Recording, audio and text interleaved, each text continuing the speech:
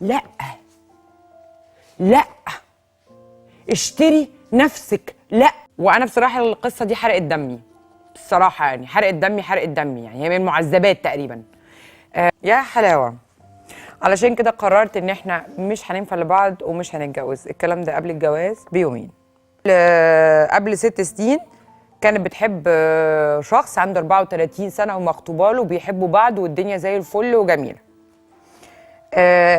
ابتدى يقرب ميعاد الجواز فابتدى يختلق المشاكل، ابتدى يتلكك، ابتدى يقول لها لا، انت ما بتسمعيش كلامي، انت مش عارفه ايه، انت. المهم اتخانقوا خناقه كبيره جدا وسابوا بعض. سابوا بعض قد ايه؟ سابوا بعض 6 شهور. بعد 6 شهور رجعوا لبعض تاني وقال لها ان احنا مش هنستنى بقى كتير، يلا نكمل زواجنا. قلت له حاضر. قلت له حاضر عشان انا بحبه. حددنا ميعاد الزواج وبلشنا دي لبناني. بلشنا، تحياتي لاستاد لبنان. بلشنا التحضيرات وكنت سعيده جدا وهو كمان وكذا. وقبل كتب الكتاب بيومين 2 اختفى. بعدين اتصل بيها قال لها بصي يا فلانه، انا فكرت كتير ولقيت انه ما بنصلح لبعض، والمشاكل الاولانيه اللي وقعت بينا لسه ما نسيتها. يا حلاوه. علشان كده قررت ان احنا مش هننفع لبعض ومش هنتجوز. الكلام ده قبل الجواز بيومين.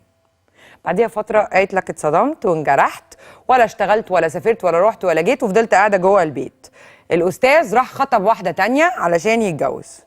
فات على القصه وهو بدأ اللي حرق دمي الحته دي. فات على القصه قد ايه؟ 5 سنين.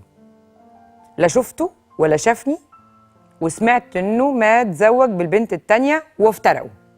مؤخرا كنت معزومه في مناسبه قابلته، ولما قابلت اشتغلت وظبطت نفسها وبقت حاجه بقى تانية خالص. بعد ال5 سنين دول هي ما ارتبطتش.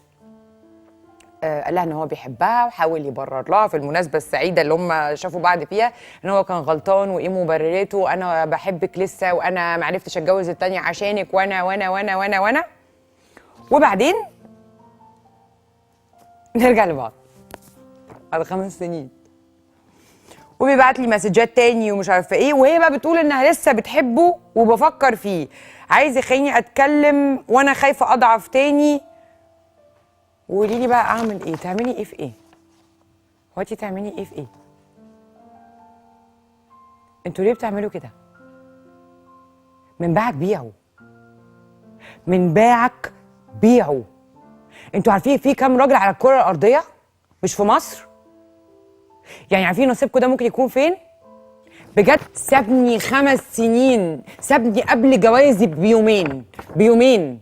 فضيحه بقى بجلاجل. ده انا عازمه بقى اصحابي والجيران والعيله بقى ولبنان بقى وجبل لبنان وكله. وقال لي اسف مش هقدر اتجوزك علشان خاطر المشاكل الاولانيه، وراح خطب واحده تانية وسابها، واستنى لما يشوفني صدفه ما جيش ورايا وقال لي انا بحبك بعد 5 سنين. وعايزه ترجعي له؟ لا لا، اشتري نفسك. لا.